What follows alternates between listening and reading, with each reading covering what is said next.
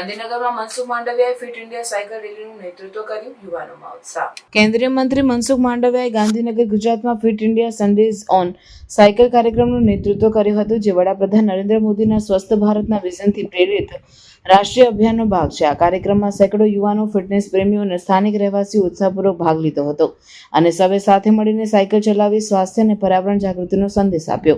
કાર્યક્રમમાં મનસુખ માંડવિયાએ જણાવ્યું કે સાયકલ ચલાવવું માત્ર સ્વસ્થ રહેવાનો શ્રેષ્ઠ માર્ગ નથી, પરંતુ શહેરોમાં વધતી ટ્રાફિક અને પ્રદૂષણ જેવી મોટી સમસ્યાઓનો સરળ ઉકેલ પણ છે।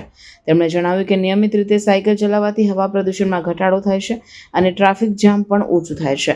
મંત્રીએ ખાસ કરીને યુવાનોને રોજિંદા જીવનમાં સાયકલિંગ અપનાવવાની અપીલ કરી। Fit India Sundays on cycle અભિયાન સમગ્ર દેશમાં વિવિધ શહેરોમાં આયોજિત થઈ રહ્યું છે, જેમાં લોકોને ઓછામાં ઓછી અઠવાડિયામાં એક દિવસ મોટર વાહનો બદલે સાયકલ પસંદ કરવા પ્રેરણા આપવામાં આવે છે।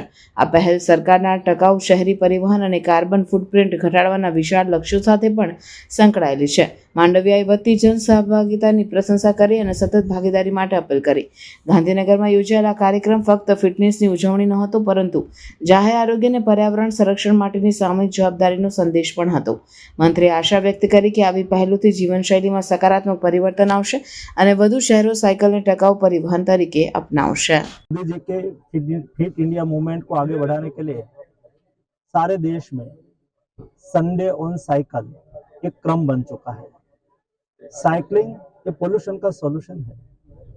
साइकिलिंग ये ट्रैफिक का समाधान भी है और साइकिलिंग बेस्ट एक्सरसाइज है।